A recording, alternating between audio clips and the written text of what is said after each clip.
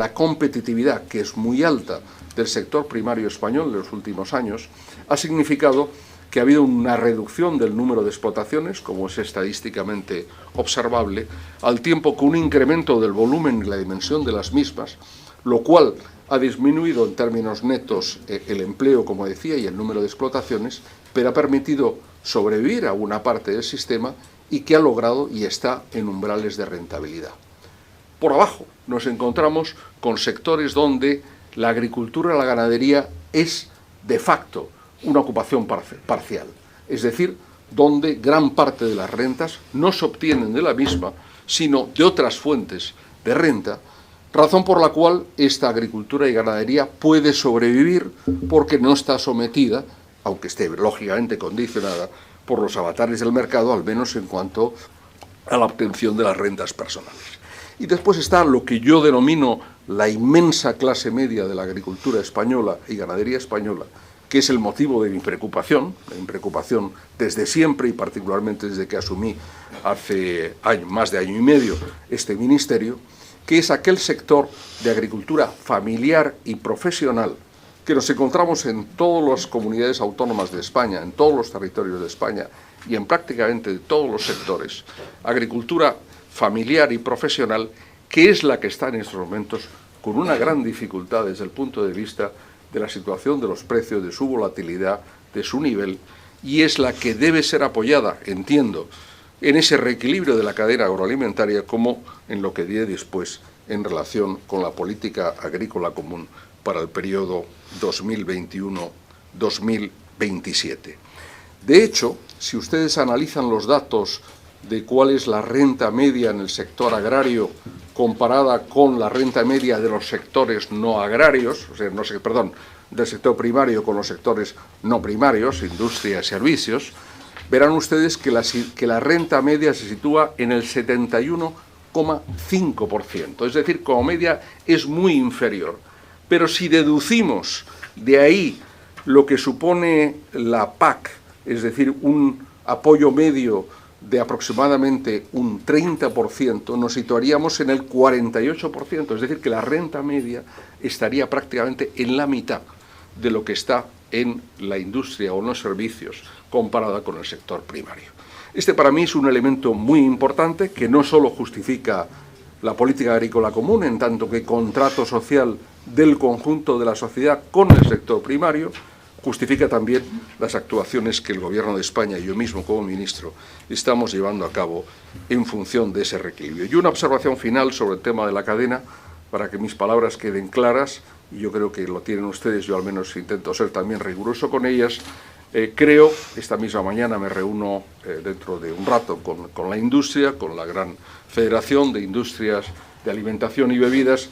Quiero decirles que creo que no se trata de culpabilizar ningún elemento de la cadena, se trata, y es la pretensión del Gobierno, de abrir una reflexión colectiva sobre cómo, teniendo un problema que acabo de identificar muy resumidamente, cómo todos los eslabones de la cadena y, en definitiva, el conjunto de la sociedad española respondemos a esa situación. Y si me permiten, este no es permítanme la expresión, un invento político. Esta es una realidad, porque mientras estamos hablando, la misma situación ocurre en Francia. Con mi colega Didier Guillaume, el ministro francés, llevo meses hablando sobre este tema y me preguntaba, ¿a ti no te pasa? Yo digo, me llegará. Y efectivamente ha llegado. Con mi colega Julia Klöckner, la ministra alemana, justamente hace 3 semanas en Berlín, estamos hablando rodeados de tractores de esta misma situación. Y efectivamente esta es la problemática. Por tanto, lo que está ocurriendo en España no es un fenómeno español, es un fenómeno europeo, y ahora tenemos sin duda en esa negociación de la PAC pues un instrumento, yo diría un instrumento, no el instrumento, no es el único, pero uno de los instrumentos para responder a ello. Por tanto, cadena agroalimentaria es una gran prioridad para este Gobierno y para mí como ministro. Y la segunda, o la primera, como ustedes quieran, de hecho le he dedicado prácticamente este año y medio que llevo como ministro más de la mitad de mi tiempo, es la negociación de la PAC 2021-2027. Una PAC que supone para España aproximadamente 45.000 millones de euros para los 7 años, que si sumamos los fondos del presupuesto nacional y el de las comunidades autónomas, el general del Estado, comunidades autónomas, suma prácticamente 50.000 millones, lo cual es una cifra muy significativa y que tiene consecuencias, yo creo que muy importantes desde el punto de vista de la economía. Simplemente cuando el FEGA, que es el organismo de gestión que se relaciona con la Unión Europea y que lo transfiere a las comunidades autónomas, hacemos los balances en relación con los pagos anticipados a 15 de octubre y después los que se efectúan a final de año de liquidación de las cantidades, supone para muchas provincias españolas pues realmente una inyección de liquidez realmente impresionante, y creo que todos ustedes conocen bien esa experiencia, hasta qué punto ese es un elemento, yo creo que muy importante para la dinamización de nuestra economía, especialmente de nuestra economía rural. ¿Qué es lo que estamos haciendo en relación con la política agrícola común 2021-2027? Hoy vienen, por cierto, en algunos diarios nacionales algunos comentarios, algunos titulares sobre la negociación. Yo siempre digo que estos son los titulares de la Comisión Europea para asustar a los Estados miembros, para decir que esto va a ser muy difícil. Ya lo sabemos, estamos metidos en esa negociación.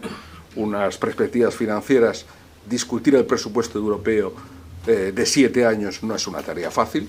El próximo día 20 de febrero hay un Consejo Europeo donde estará nuestro presidente del Gobierno, donde va a ser el primer intento de cerrar ese presupuesto para el 21-27, que es, yo creo que un gran reto, sobre todo después del Brexit. Lo diré de forma muy sencilla. Si la Unión Europea tiene confianza en sí misma, la primera oportunidad para demostrarlo es después del Brexit, ¿verdad? Después del 31 de enero, son estas perspectivas financieras. Por tanto, España está apostando alto en términos de lo que supondría la dimensión del presupuesto. Es muy importante. La propuesta de la Comisión estaba en 1,13. La propuesta de la presidencia saliente finesa se situaba en el 1,07. Las perspectivas actuales, el presupuesto vigente está en el 1,0.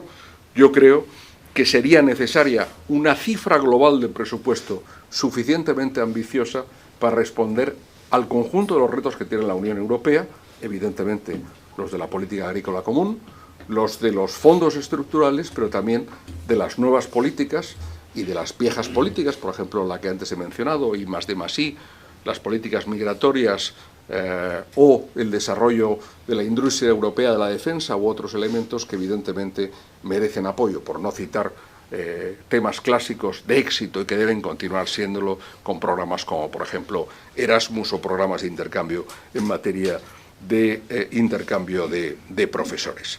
Por tanto, ese va a ser un elemento fundamental. ¿Cuánto? Hay un consenso nacional, consenso político, que yo agradezco, por parte de Gobierno y oposición, también con las organizaciones profesionales agrarias, también con las cooperativas, también con las organizaciones ambientales, de pedir que en este periodo mantengamos el nivel de fondos del periodo 14-20, lo cual, en mi opinión, es necesario, sobre todo si tenemos que afrontar los retos que anteriormente he descrito muy brevemente sobre la próxima década. El segundo elemento es cómo se estructura todo esto. Y yo creo que para ustedes como economistas es particularmente interesante. Lo comentaba antes. Estamos haciendo una introspección jamás realizada del conjunto del sector primario español, de nuestra agricultura y de nuestra ganadería. Lo comentaba con Jaime Lamo de Espinosa, que fue, como ustedes saben, un brillante ministro de Agricultura de la transición. En España no hubo planes de esa naturaleza, salvo en los años 60 o 70. Ahora estamos en una condición totalmente distinta. Pero tenemos que presentar para enero del 21 un plan estratégico nacional que tiene que ser lo que estamos haciendo con las organizaciones agrarias, con las cooperativas, con las organizaciones ambientales, con las comunidades autónomas, un retrato, una fotografía, una radiografía del conjunto del sector primario, pero a su vez con una segunda fase, que es la que nos encontramos ahora, y cuyo documento haremos público probablemente en un par de meses, para el mes de abril, sobre la identificación de las necesidades de apoyo por la PAC de cada uno de los sectores y subsectores, y finalmente, para algo que será una decisión no técnica, no tecnocrática, sino política, plenamente política, donde Estado y comunidades autónomas nos tenemos que poner de acuerdo efectivamente, en qué diseño hacemos de las intervenciones, de los apoyos respecto a la PAC 21-27. Yo creo que es un ejercicio fenomenal desde el punto de vista, como ustedes apreciarán, como profesionales, desde el punto de vista del análisis económico, desde el punto de vista del diseño de la respuesta. Es intelectualmente excitante, pero también políticamente, ciertamente, aunque será muy complicado. Siempre digo que la discusión europea es complicada, pero la discusión hispano-española va a ser tan complicada. Yo mismo he participado como consejero de Agricultura en anteriores decisiones desde el punto de vista de una comunidad autónoma, de Andalucía, y sé ahora que me corresponde esa responsabilidad de repartir el juego a nivel nacional, lo complicado que será llegar a ese consenso, porque tiene que ser efectivamente sobre la base del consenso como se adopte ese esquema de la próxima política agrícola común y su aplicación en España, cosa que haremos durante el año 2020, muy probablemente, y según mi calendario, no deberíamos pasar más allá del verano, es decir, tener para este verano no solo la fase europea, que aún no está concluida, presupuesto y reforma de reglamentos, calculo que para mayo-junio puede estar concluida, y evidentemente la fase nacional, la fase española, en relación con el primer y el segundo pilar para este verano. Soy optimista, concluyendo mis palabras, para no ser muy largo y darles una perspectiva resumida, pero que he intentado sea de conjunto, para que ustedes puedan saber cuál es el pensamiento del Gobierno y particularmente de este ministro sobre el futuro del sector agroalimentario, cosa que es respondiendo a su amable invitación de esta mañana. Yo soy optimista sobre el futuro, y no porque como miembro del Gobierno tenga la obligación de serlo. Yo solo soy capaz de decir aquello que me creo, lo cual es una limitación en política, sin duda. Pero yo me lo creo. ¿Y por qué? Porque la posición de España desde el punto de vista agroalimentario, siendo consciente de los problemas que estamos atravesando y que manifiestan las legítimas manifestaciones que están llevando a cabo agricultores y ganaderos de protesta por la volatilidad de los precios y su nivel, es evidentemente la de el cuarto país dentro de la Unión Europea en términos del sector agroalimentario. Somos el octavo país del mundo exportador dentro del ámbito agroalimentario, y nuestras posibilidades derivadas de nuestras características económicas hacen que esa perspectiva pueda mejorar de cara al futuro. Ahora bien, me gusta siempre situar la ambición, pero situar los retos. Y yo creo que tenemos dos grandes retos para conseguir lo que les acabo de indicar. El primer reto, el reto de la dimensión. Lo he planteado en relación con la reforma de la cadena, y para mí es también una tarea del propio sector productor. No podemos, tenemos una dispersión grandísima en relación con el número de explotaciones, la organización de nuestros agricultores y cómo responden a las necesidades del mercado en términos, lógicamente, de negociación contractual, pero también de perspectiva estratégica, y me estoy pensando particularmente en el sector exportador. Es muy importante que esa integración en dimensión se efectúe. Tenemos una ley de integración cooperativa de entidades asociativas que ha funcionado bien en el ámbito supraautonómico, pero seamos claros, es necesario que continúe ese proceso de integración en el ámbito supraautonómico, pero también intraautonómico, porque dentro de nuestras comunidades autónomas, que muchas de ellas tienen la dimensión de algunos Estados miembros de la Unión Europea en términos económicos o de población, hay que producir también ese incremento. Yo pongo siempre el mismo ejemplo, que es de una tierra que conocemos bien. En muchos pueblos, un pueblo, por ejemplo, en el que estoy pensando, que no mencionaré, pero por su nombre, para no atraer excesivamente la atención y porque no es el único, 22.000 habitantes, 3 cooperativas de aceite de oliva. Son los de arriba, los del centro del pueblo y los de abajo. Las 3 renovadas, las 3 mejoradas, pero no se han puesto de acuerdo en una integración. Estas son situaciones que no pueden continuar de cara al futuro.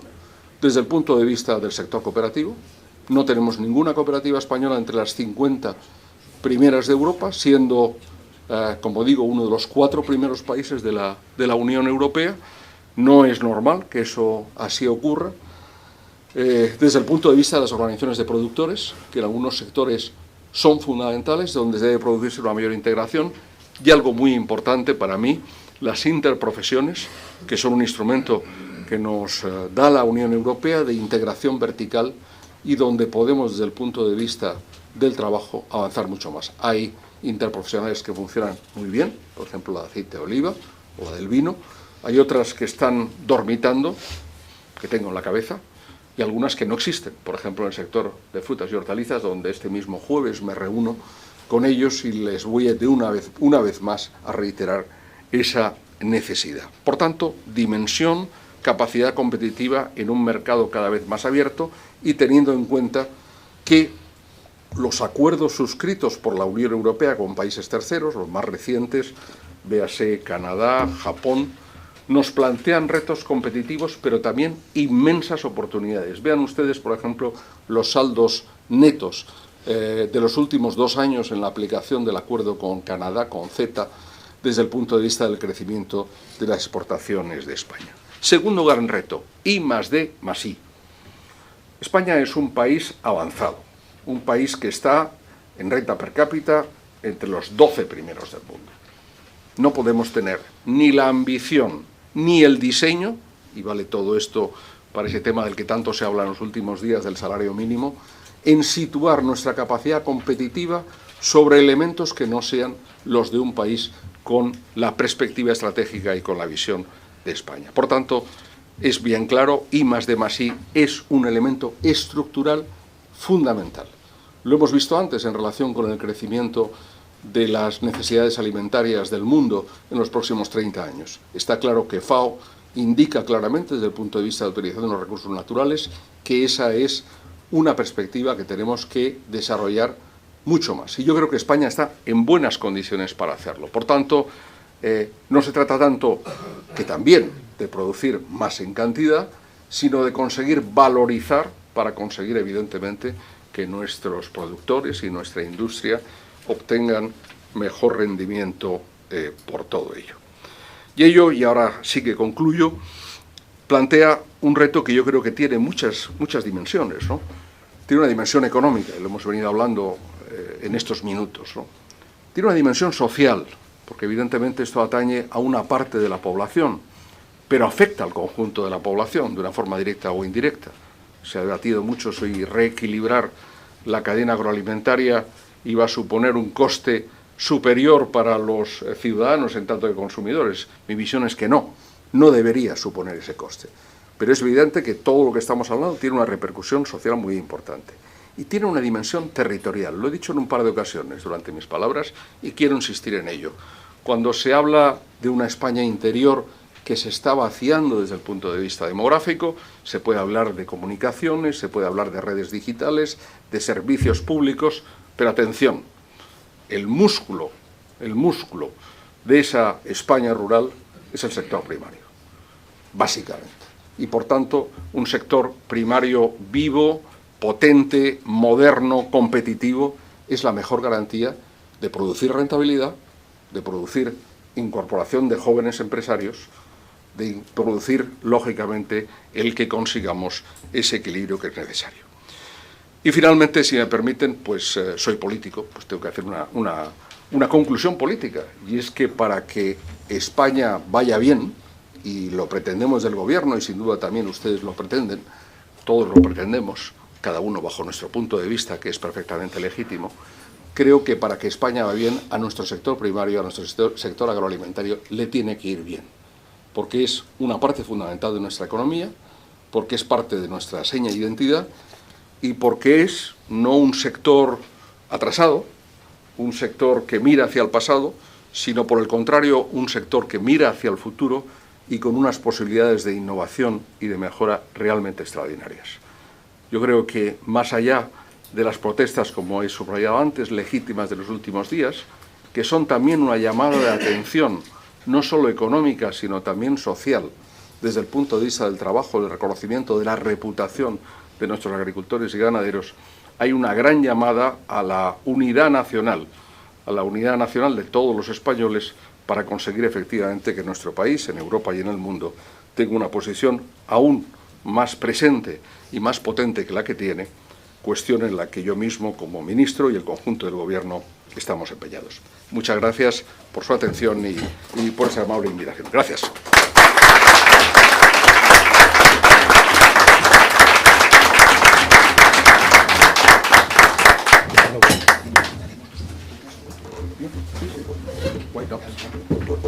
Bueno, muchas gracias, ministro. Yo creo que para arreglar las cosas, para intentar ser eficiente, hacen falta 3 variables, ¿no? Primero, conocer las cosas, quererlas arreglar, porque aunque si conoces las cosas y no las quieres arreglar, no tienes sensibilidad. Y la otra, tienes que tener habilidad para poder gestionar tu conocimiento y tus ganas de arreglar. Y entonces este ministro, la segunda vez que estoy con él, me da esta sensación, ¿no? Es una persona que conoce los temas, tiene una gran sensibilidad social, no hace falta lucirlo, se nota, y después tiene una habilidad demostrada. Me quedo tranquilo si lo digo, que es lo que pienso, porque a mí me pasa lo mismo. Prefiero callarme, solo sé decir lo que creo, si no me callo. El ministro no tenía previsto que hubiera intervenciones, pero al final ha podido. No teníamos previsto, él ha dicho que es feo hablar y irse, y por tanto podemos hacer 2 o 3 preguntas. Pues, por favor. Un micrófono por aquí, o yo creo que se oye.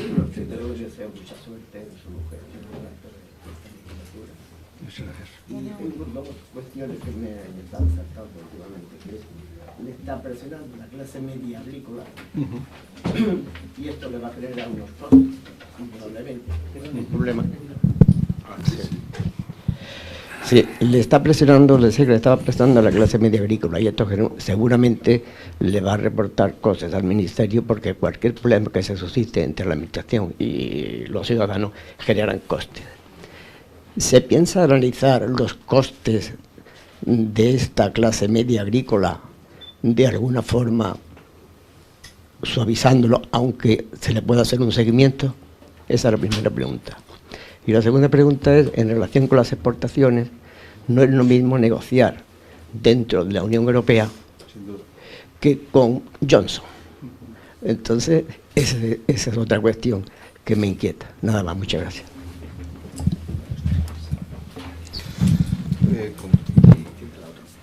Este de aquí. Eso es. Sí, ¿te escucha bien?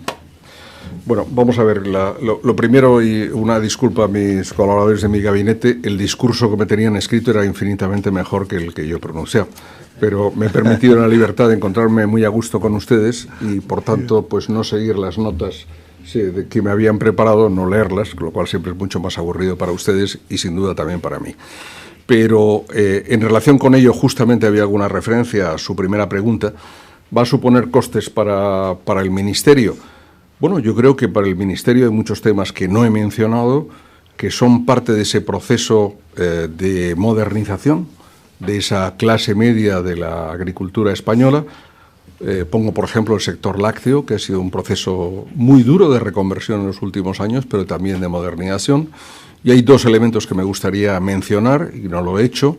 Uno, el sistema de los seguros agrarios en España, que es un elemento fundamental de modernidad, 40 años ya de ley de seguros agrarios combinados, es, junto a la Constitución, yo digo siempre, de la cosecha del 78, fantástica, y realmente es un gran instrumento, y el Gobierno pretende, y yo mismo, invertir más en el apoyo público en los próximos presupuestos generales del Estado.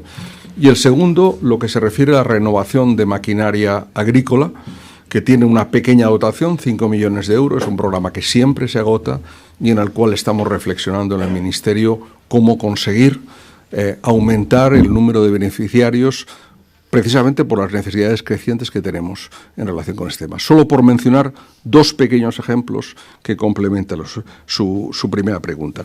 Y el segundo, en el Brexit, sí, ahí está la clave. Se ha hecho público ahora el borrador de mandato de negociación que la Comisión le presenta al Consejo de Ministros Europeo. Vamos a discutir en las próximas semanas. Mañana mismo tenemos en Moncloa, después del Consejo de Ministros, una reunión interministerial donde vamos a discutir de todos estos aspectos. Me preocupan 2 grandes cosas. Uno, algo que no hemos hablado esta mañana aquí, que forma parte del sector primario, pero otro sector primario, otra parte, que es la pesca, el acceso a aguas y el intercambio por acceso a mercados en el caso del Reino Unido.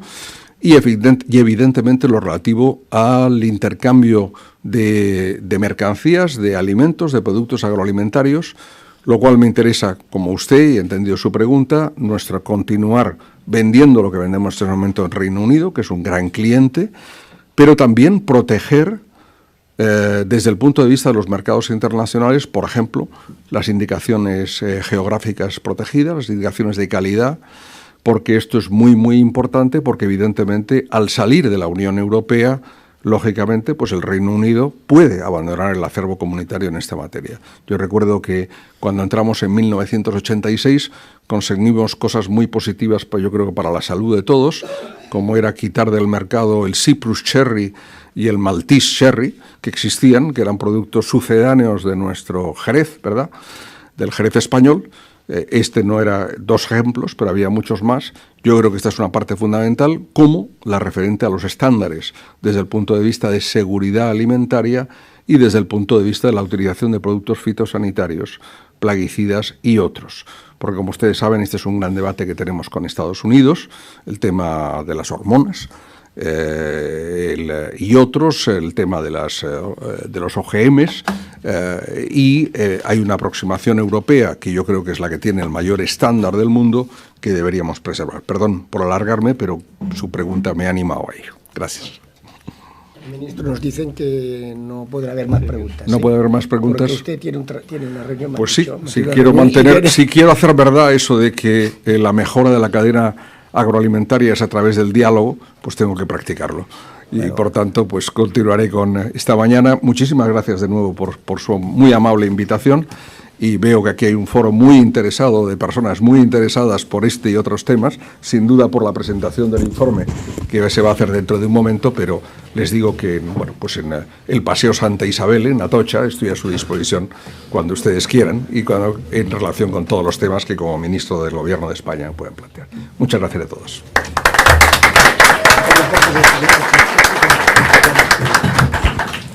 Sigue Salustiano y Victoria presentando el informe.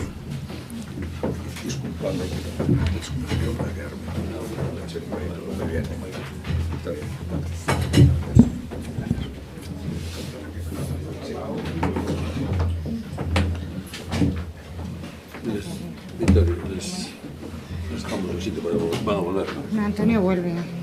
Y Martín también.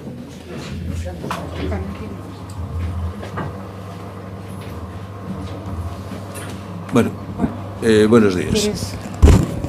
Tanto el presidente como Antonio, el presidente de la Comisión Financiera, volverán en 5 minutos. Yo voy a iniciar la presentación de este observatorio financiero correspondiente al cuarto trimestre del 2019, bueno, que es el resumen anual.